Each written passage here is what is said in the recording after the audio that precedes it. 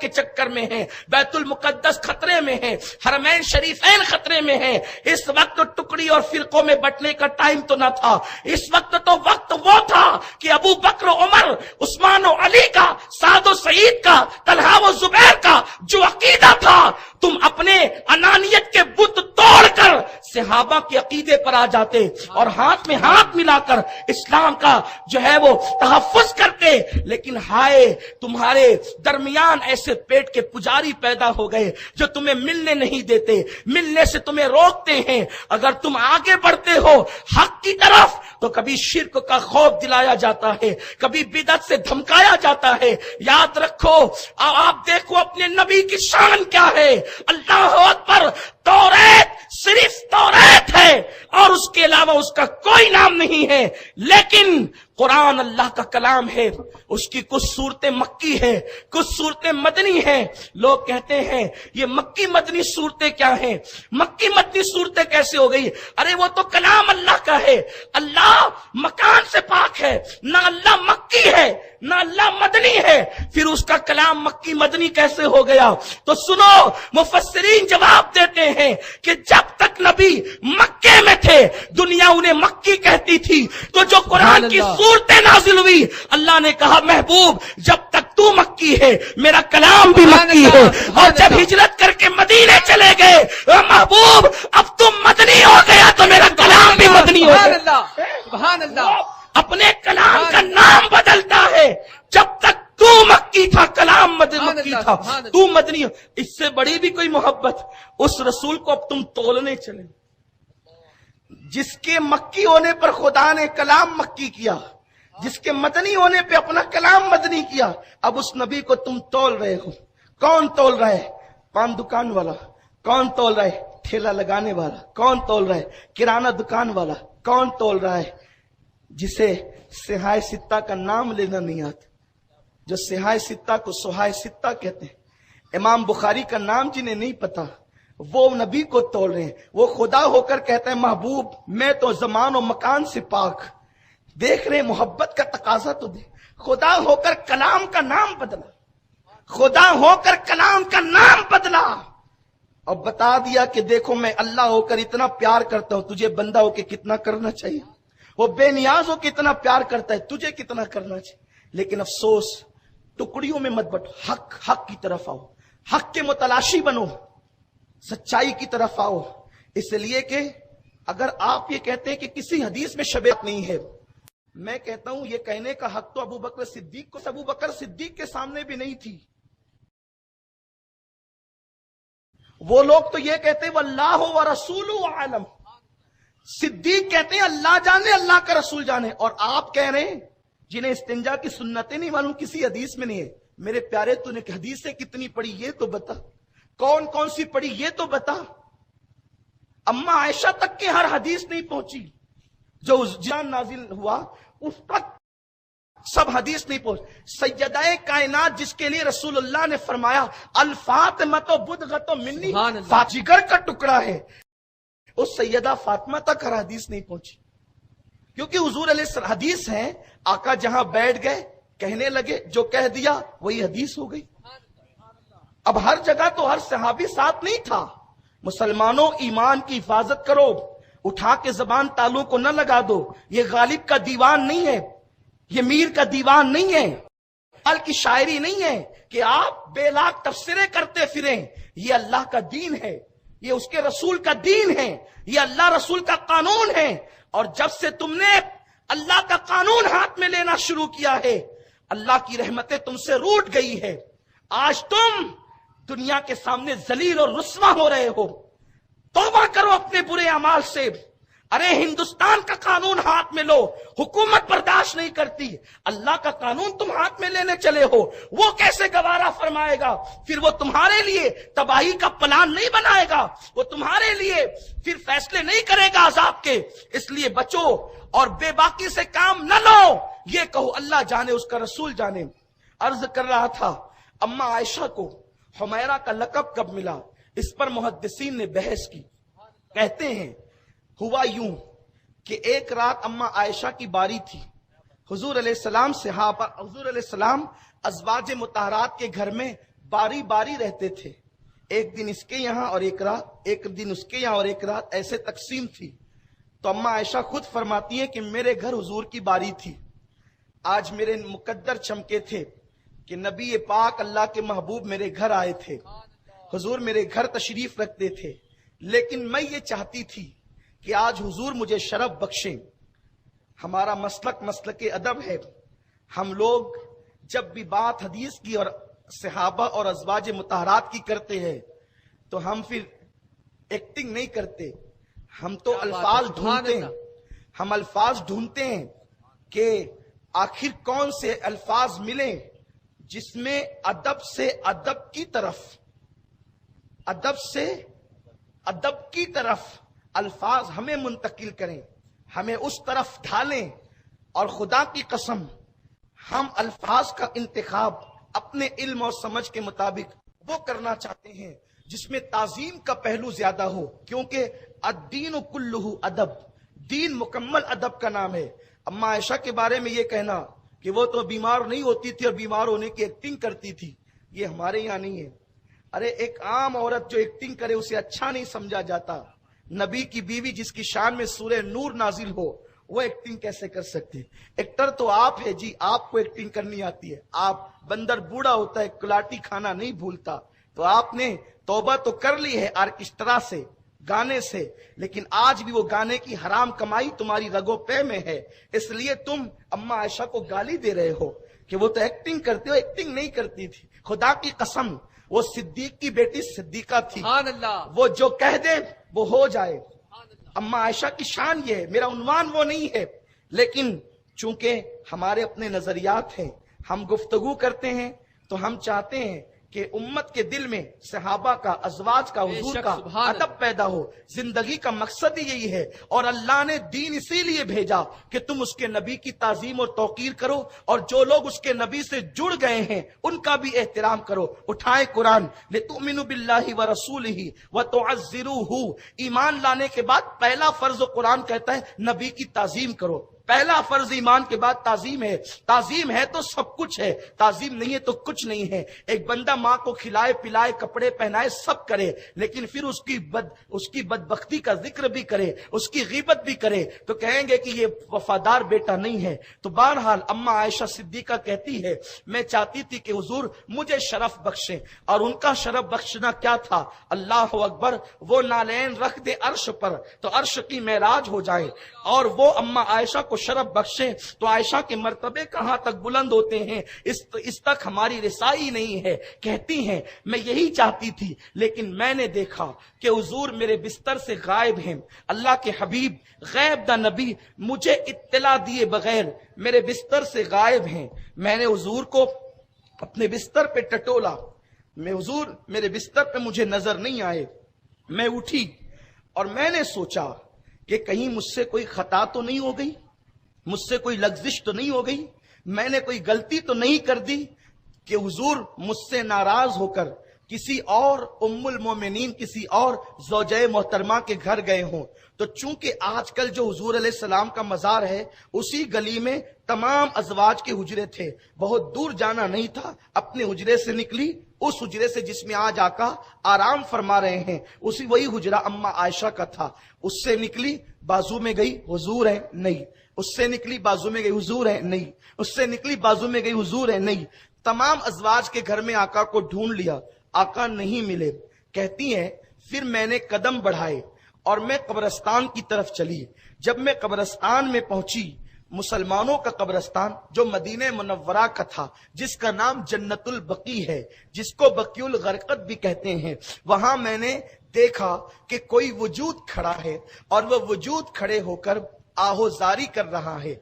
जब मैं आगे बढ़ी, हुजूर को मैंने पहचान लिया कि आका रो रहे हैं और अपनी उम्मत के लिए मगफिरत की दुआ कर रहे हैं। कब्रिस्तान में अल्लाह के नबी जाकर वहां हाथ उठाकर मगफिरत की दुआ कर रहे हैं उम्मत के लिए। कौन कह रहा है? ये अम्मा आयशा कह रही है। अगर कब्रों की तरफ हाथ उठाकर अल्लाह से दुआ करना ये शिर्क है, तो नबी के लिए आपका ख्याल क्या है? बयान करने वाली अम्मा आयशा है और اللہ اکبر نقل کرنے والے محدثین ہے۔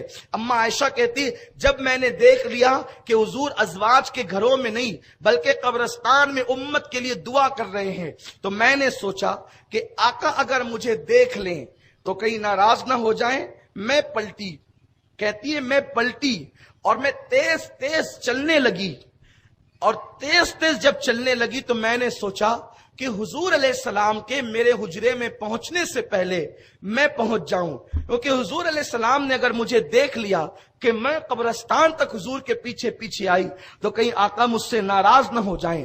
لیکن وہ رسول جس کی نگاہوں سے خدا کی ذات نہ چھپی، اس کی نگاہوں سے اما عائشہ کا آنا اور جانا کیا چھپ سکتا تھا؟ بخاری شریف کی حدیث ہے، امام بخاری حدیث لائے ہیں، آقا فرماتے او میرے صحابہ جب میرے پیچھے نماز پڑھا کرو تو رکوع اور سجود صحیح طور پہ کیا کرو۔ یہ امام بخاری حدیث لائے، اصح الکتب بعد کتاب اللہ، کہتے جب میرے پیچھے نماز پڑھو تو رکوع اور سجود صحیح طور پہ کیا کرو، کیونکہ میں تمہارا رکوع بھی دیکھتا ہوں اور میں تمہارا خشوع بھی دیکھتا ہوں۔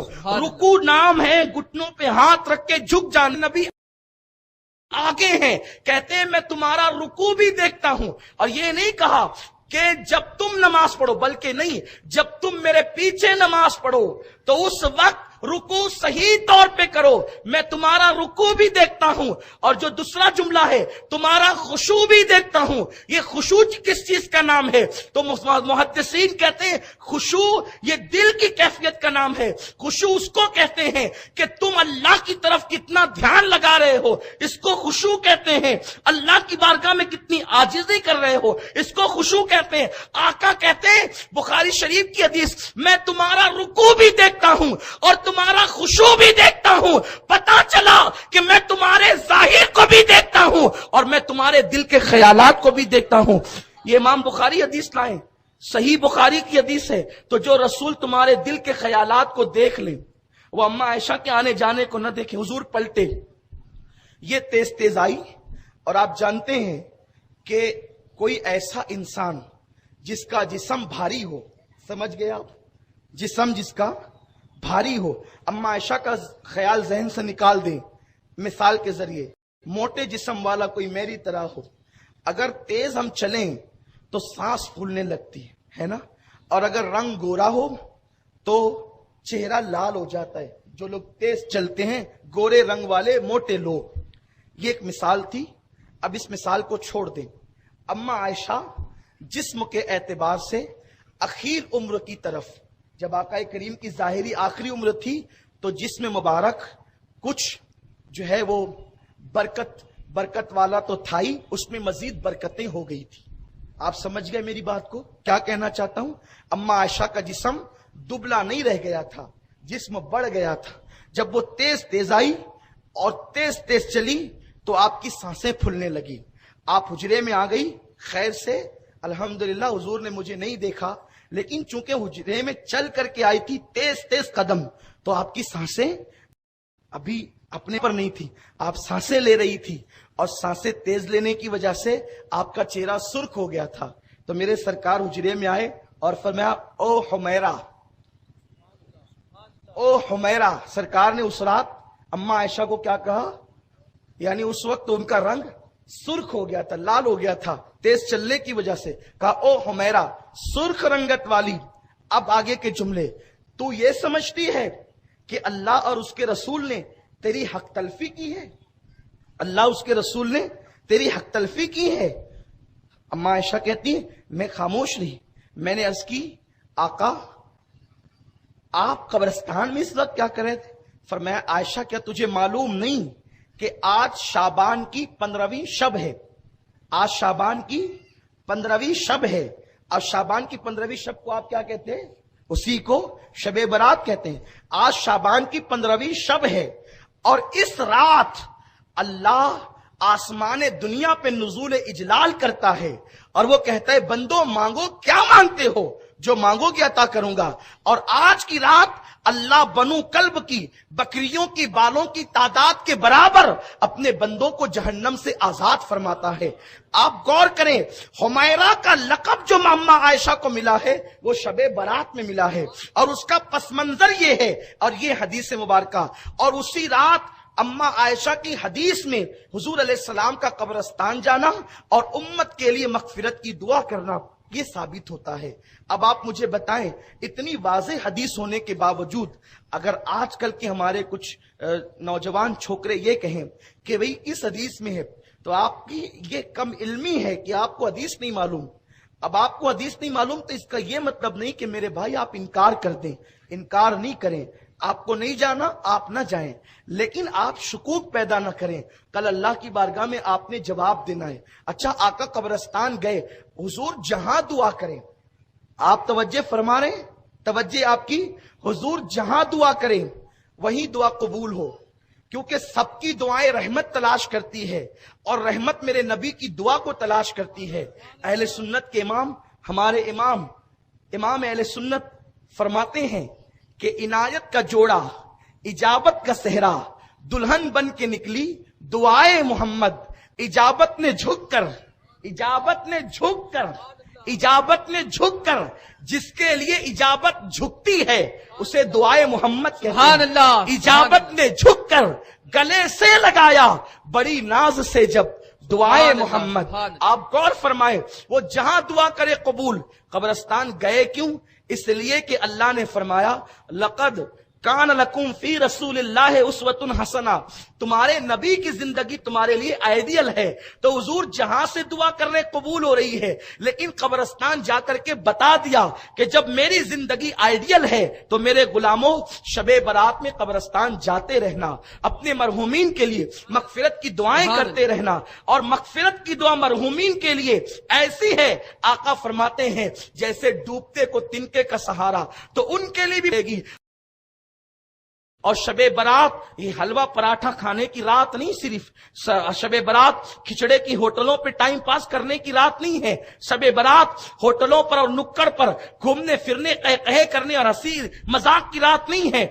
आप पूरी रात खाने पीने में सर्फ कर देते हैं, और जब फज्र का वक्त आता है तो फिर आप अपने बिस्तरों में होते हैं। जबकि हदीस पाक में आया है कि अल्लाह पहले आसमान पर, आसमान दुनिया पर नुज़ूल इजलाल फरमाता है और कहते हैं आओ मांगने वालों, जो मांगना चाहते हो मैं तुम्हें अता कर दूंगा, और तुम उस वक्त तो सो जाते हो। ये तरीका लेकर के चल रही है कि हम उसी रात के आखिरी पहर में रात 3 बजे से फजर तक मरकज पर इज्तिमा करते हैं, जिसमें खास तौर पर तसव्वुर मदीना में दुआ होती है। आपसे गुजारिश है, आप सोए नहीं, उस रात इबादत का एहतमाम करें, उस रात अल्लाह को मनाएं, अपने गुनाहों से तौबा करें, इसलिए कि गुनाहों ने तुम्हें तबाह कर दिया है।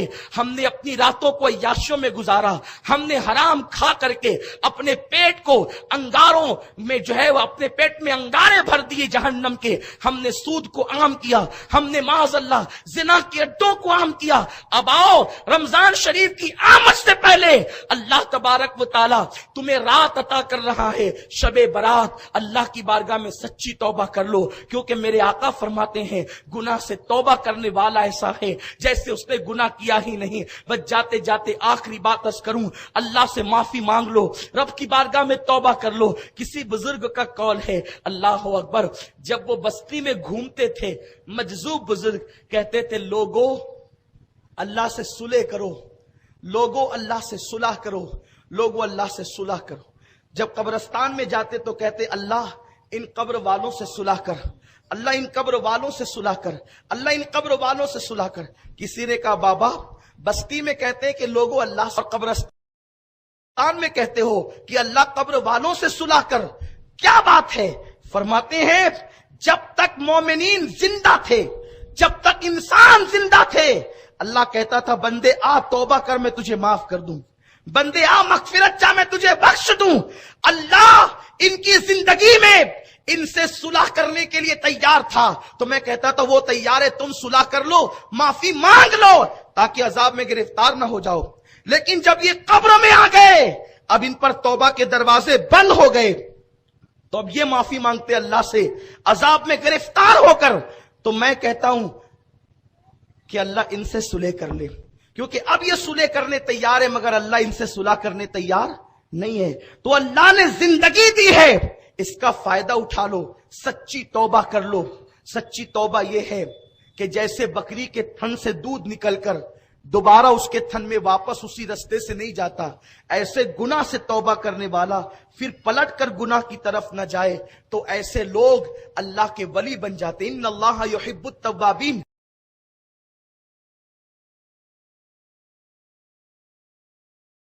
سے کیسے بن گئے؟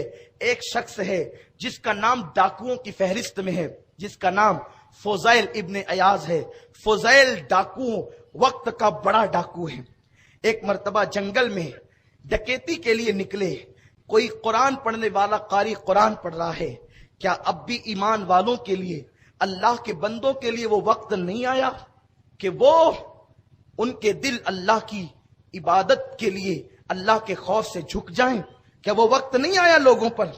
بس قرآن نے دل پہ اثر کیا، اور تنہائی میں فضیل نے چہرے پہ ہاتھ رکھ کے کہا، اللہ تیرے فضیل کے لیے وہ وقت آ چکا ہے کہ تیرے خوف سے اب اس کا دل تیری بارگاہ میں تیری یاد میں جھک جائے۔